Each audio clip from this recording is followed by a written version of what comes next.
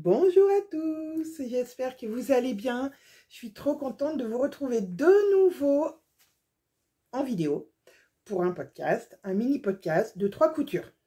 1, 2, 3. Ça fait 4 pièces, mais il y a 3 patrons différents. Celui que je porte, je vous en parlerai après. Je vais commencer par la couture enfant et homme. Alors, c'est 2 petites coutures rapides, normalement. Pourquoi normalement? Ah là là, j'ai pensé très fort à toi, Virginie de l'atelier de vie, qui disait que coudre pour les autres, pour son mari, pour ses enfants, quoique pour ses enfants, ils étaient toujours ravis, ce qui a été le cas pour moi, pour mes filles, enfin pour ma fille, puisque ma petite est chez ses grands-parents en ce moment, mais ma grande était ravie, mais coudre pour son mari, comment vous dire? Alors c'est pas qu'il aimait pas ce que j'ai fait, hein, bien au contraire, c'est que, je vais vous expliquer. On va commencer par la couture homme. Si vous avez vu ma dernière vidéo, vous savez que je devais coudre des t-shirts. Le t-shirt Chase de la Maison Victor.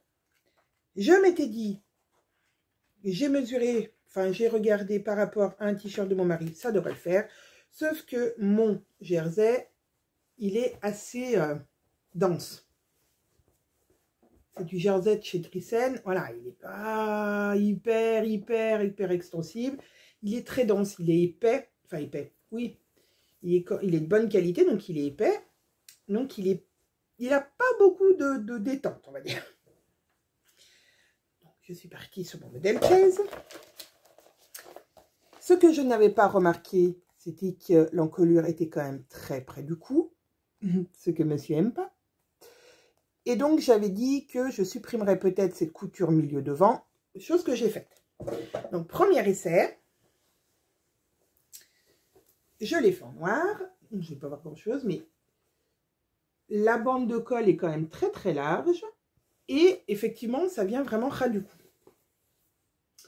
Bon, les passages de manches, nickel.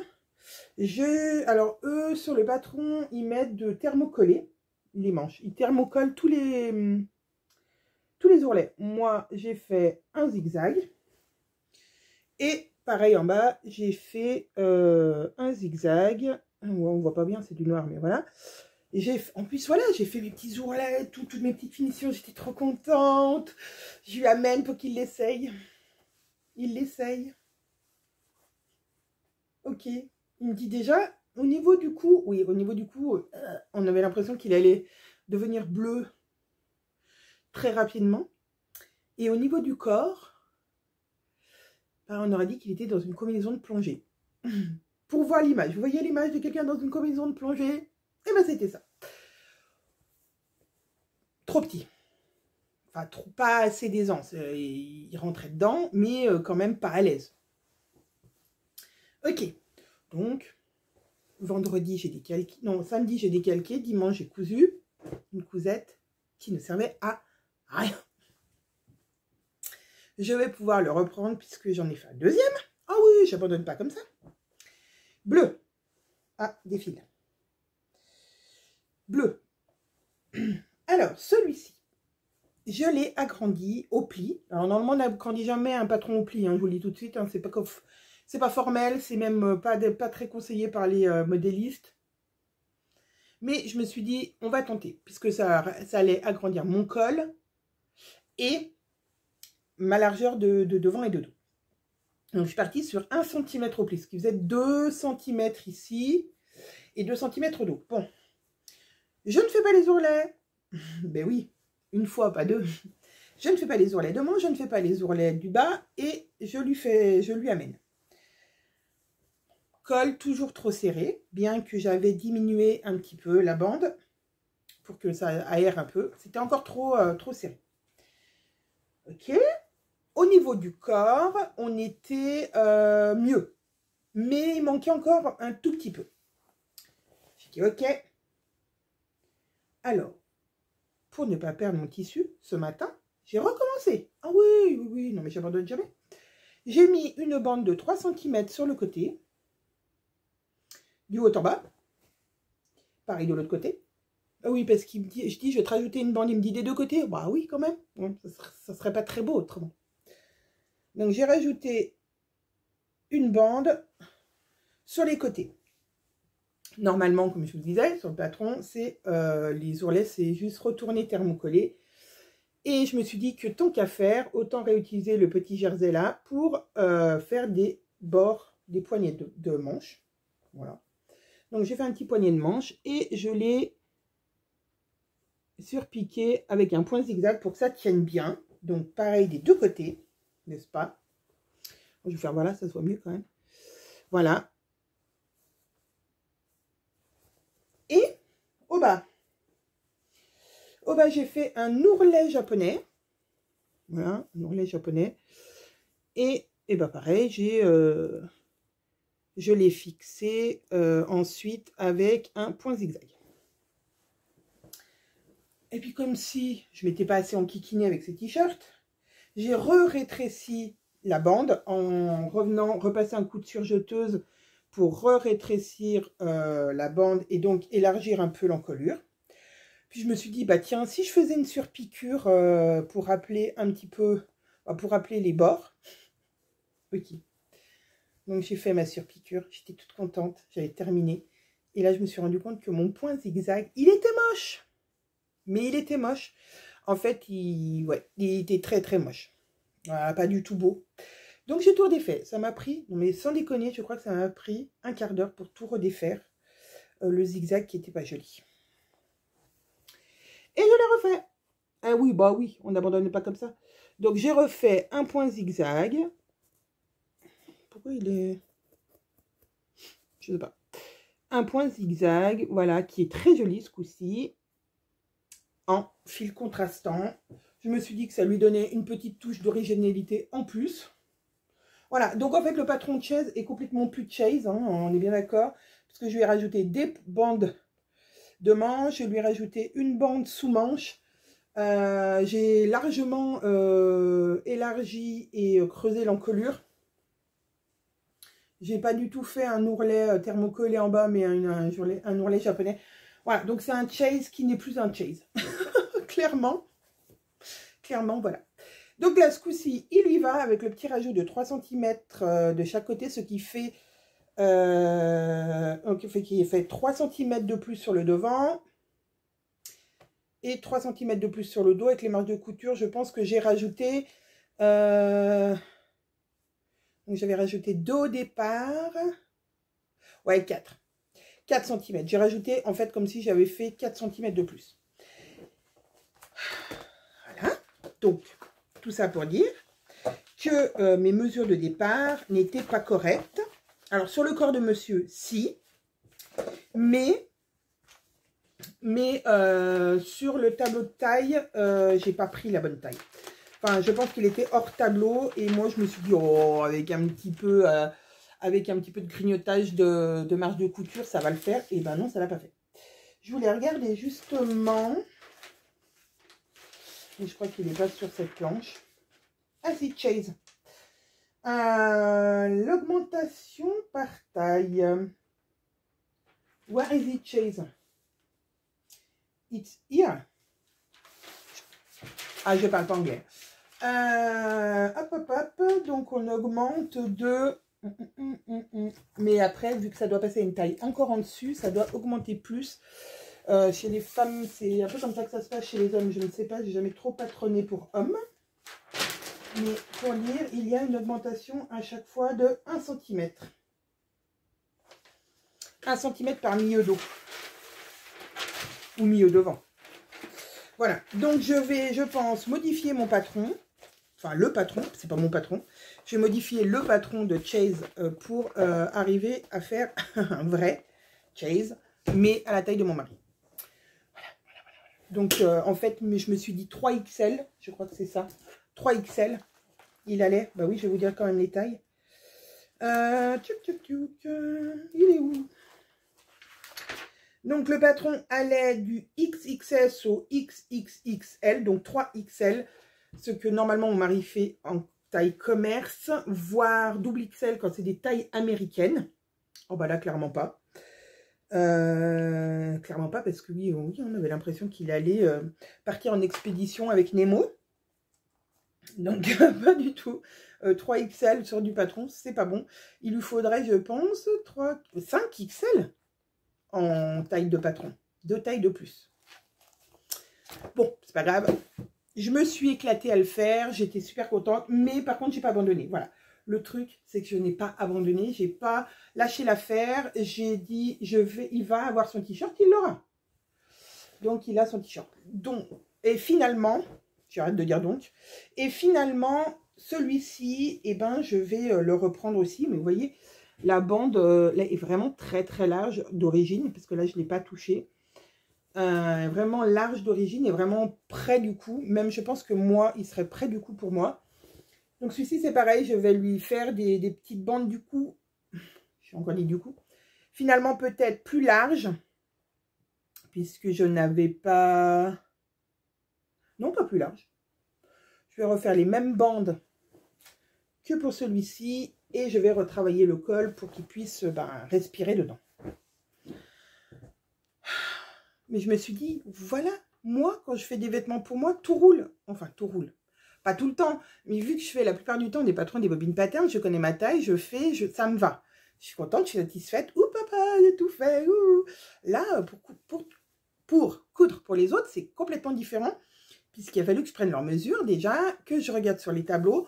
En plus, dans les magazines, il n'y a pas de tableau de taille fini, ni même dans les patrons que j'ai pris. Les autres patrons que j'ai pris, non. Sur Maquerie, je crois qu'il n'y avait pas de patron de... Il n'y avait pas les tailles de vêtements finis. Enfin, sur les prochains que je veux faire, dont je vous ai parlé dans ma précédente vidéo, non pas ce fameux tableau de taille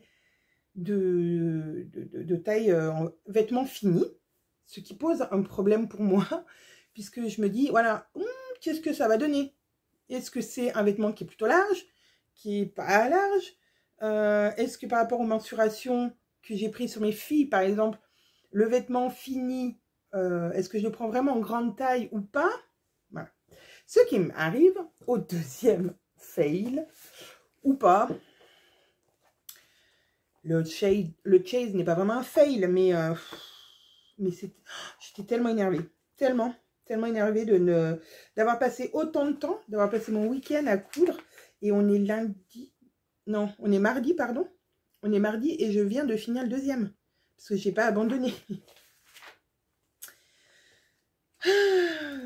Donc peut-être que c'est pour ça que je ne couds jamais pour ma famille. Deuxième patron que j'ai fait, c'est la jupe en gel dont je vous ai parlé aussi dans mon autre vidéo. En version courte. Alors, je suis partie sur le tableau de taille des enfants. J'ai regardé et je me suis dit, ok, ma grande est dans la plus grande taille. Donc, c'est-à-dire 13+, puisque dans le commerce, elle met du 12-14 ans selon les marques de vêtements. Ma petite, elle, fait plutôt du 10 ans, mais elle est à la limite du 10 ans. Alors, j'ai regardé et effectivement, ma petite, je lui ai fait du 11-12. Je me suis dit, ça devrait être pas mal, parce que autrement, c'est 9-10. J'avais peur que ça soit trop petit. Et ma grande, je suis donc partie sur la plus grande taille. Alors, 15-16. Pourquoi? Parce que selon son tour de taille, son tour de poitrine, son tour de hanche, j'étais dans cette colonne de tableau. Donc, 15-16. Autant vous dire que quand j'ai déplié, j'ai fait la jupe. Alors la jupe, elle est hyper simple. C'est juste, pas un rectangle, on va dire un trapèze. Qu'on assemble les deux, devant et dos, c'est le même. Donc, franchement, pas de prise de tête, le patron le plus rapide du monde. Il vous faut le patron. Bah oui. Alors, que je le... Attendez, je vais vous le chercher.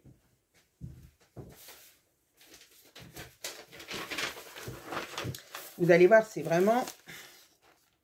Ah, je vous l'ai fait voir aussi dans mon autre vidéo. C'est simplement ça, qui fait le devant et le dos à couper au pli 2 fois.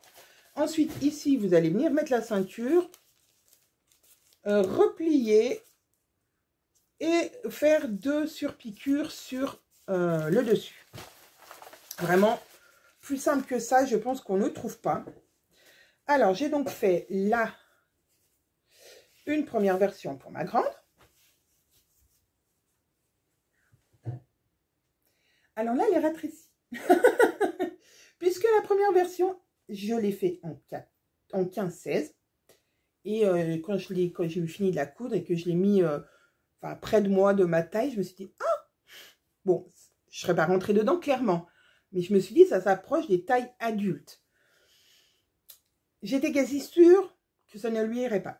Je lui ai fait essayer le soir et effectivement, c'était un poil grand. Même, voilà, c'était une taille trop grande. Donc le lendemain, alors je ne me suis pas pris la tête. Hein. Vu que c'était trop grand, j'ai découpé carrément mon surjet. Hop. Bon, j'ai perdu l'élastique forcément. Il était fichu. Et j'ai retaillé la taille du dessous. Et parfait. Donc, une première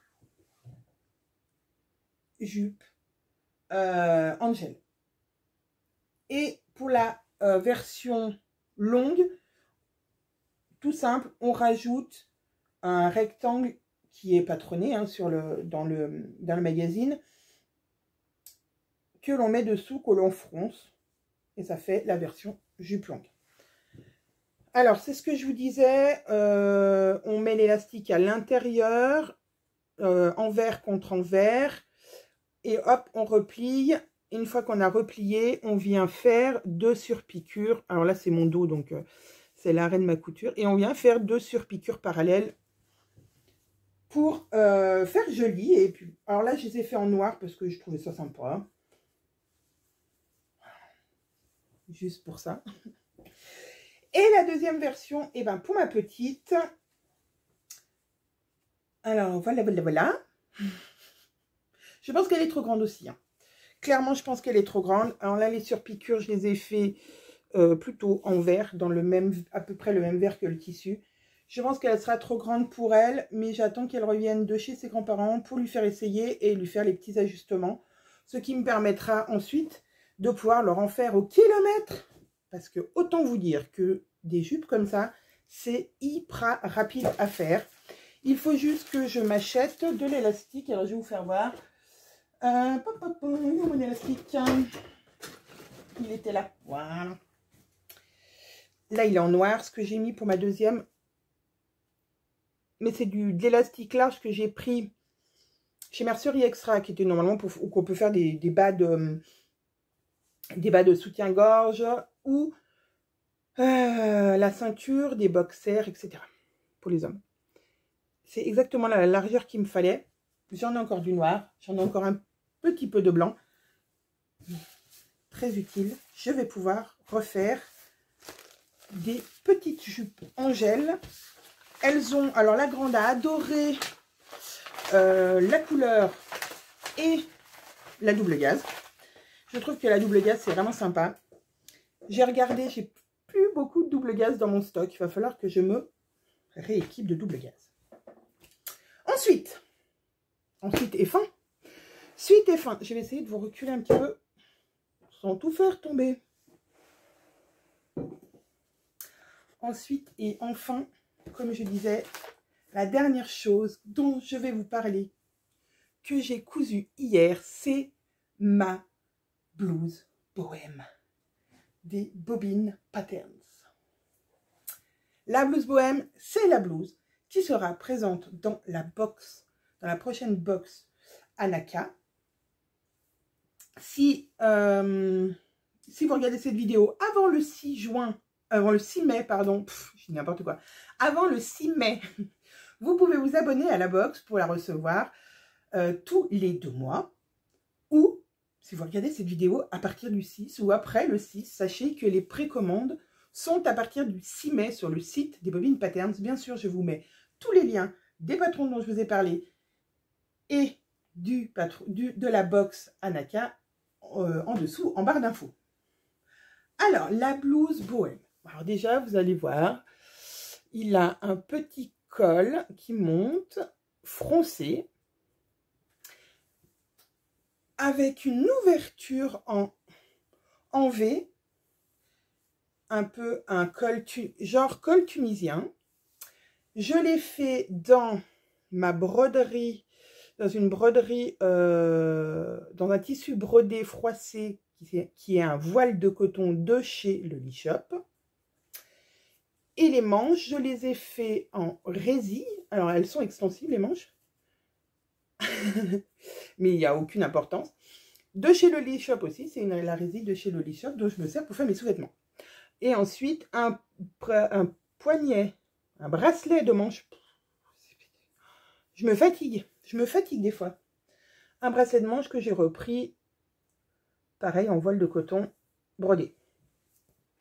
Alors là, vous voyez juste le haut, donc ce magnifique col, j'adore. Les manches, alors les manches sont assez larges. Il y a, j'enlève mes cheveux, des petites fronces sur le dessus. Alors on y va peut-être mieux de ce côté, voilà, mieux de lumière. Il y a des petites fronces sur la tête de manche. Et, c'est ce que je vais arriver à vous baisser un peu. Oui. Et ici, on a de nouveau des fronces. Une basque avec des fronces. Alors, je vais encore vous baisser. Voilà. Oh oui, c'est très artisanal chez moi, là.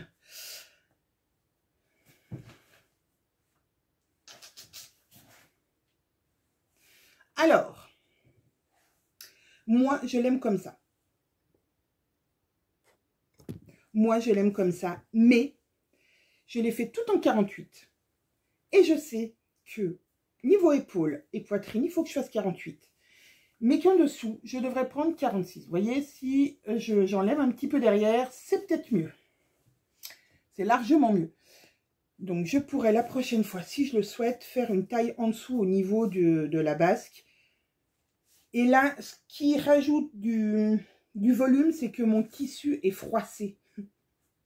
Donc, les fronces plus le froissage du tissu, je ne suis pas sûre que ça soit très saillant. Alors, je vais essayer de monter sur ma chaise pour vous faire voir si j'arrive à vous faire voir entière. Voilà. Là, vous la voyez entièrement. Donc, avec, j'ai oublié de vous dire, oui, bah bien sûr, elle est froncée en bas aussi. Elle est très agréable à porter, j'adore. J'adore. En même temps, vous allez me dire, mais elle va pas dire qu'elle aime pas. Je suis descendue de mon piédestal. Non, je vais pas vous dire que j'aime pas puisque c'est notre patron. Je vais pas dire, oh, il est vraiment pas bien ce patron. Non, mais il y a des patrons que j'aime moins et je le dis. Mais celui-là, je me sens bien dedans. Je le sens pas. C'est un... Je suis pas trop blouse en coton, en viscose, les choses comme ça. J'aime les choses en maille pour que... en jersey, parce que on est à l'aise, on peut bouger. Et ben là, c'est ça. C'est un tissu. Chaîne et trame, c'est un patron en chaîne et trame. Mais on bouge dedans, vraiment, on est à l'aise sans être très... sans qu'il y ait vraiment trop de volume. C'est... Voilà. Ah, je ne vous ai pas parlé de ma finition du bas. Finition du bas, mini ourlet à la machine à coudre. Avec le pied à mini ourlet. Il y avait longtemps que je m'en étais pas servi de cette histoire. Ça a été un petit peu chaotique. Et puis en plus, vous savez, il y a de la broderie. Donc ça fait des surépaisseurs à des endroits. Donc des fois, ça, voilà, vous voyez, des fois, il y a des petits décalages parce que une fois la machine, elle va bien. Puis tout d'un coup, elle tombe sur une broderie et elle faisait un point ou deux sur place. Bref, sur l'ensemble, ça ne se voit pas. Et je suis très, très contente. Mais vraiment très contente de ma blouse bohème. Je l'adore. Ça va être ma blouse de l'été. Je pense en faire d'autres. Je ne sais pas encore dans quel tissu ou quoi, mais franchement, j'adore. Alors, je répète, pour celles qui n'auraient pas noté, vous pouvez vous abonner dès maintenant à la box, mais les précommandes seront à partir du 6 juin. Oh, du 6 mai. Oh, mais je vais y arriver. À partir du 6 mai, vous pourrez précommander la box qui sera livrée à partir du 6 juin. Là, on est bon. Je pense que j'ai fait le tour de mes cousettes. Il me reste par rapport aux cousettes dont je vous avais parlé dans ma vidéo précédente, le top Yara. Et mon hack de Anton. Je galère. Je galère. Et qu'est-ce qu'il manque d'autre? Ah, mon Cosmo. Ça, mon Cosmo, je veux vraiment y consacrer un week-end tranquille. Donc, elle n'arrivera pas tout de suite cette vidéo sur le Cosmo parce que je veux vraiment prendre mon temps pour le coudre, pour découper mes pièces pour le coudre. Donc, elle n'arrivera pas tout de suite cette vidéo. Le prochain mini podcast que vous verrez, ça sera sûrement les top Yara que je vais tester dans ce tissu. Et je sais pas. Et peut-être, et sûrement d'autres cousettes. Je ne vais pas vous présenter que le top Yara, ce qui serait complètement ridicule. Sur ce, je vous laisse. Je pense que cette vidéo était un petit peu n'importe quoi. J'ai raconté des trucs. Je sais pas, des fois je me comprends pas moi-même. Allez, je vous fais des bisous. Je vous dis à très vite pour de nouvelles vidéos. Salut les filles!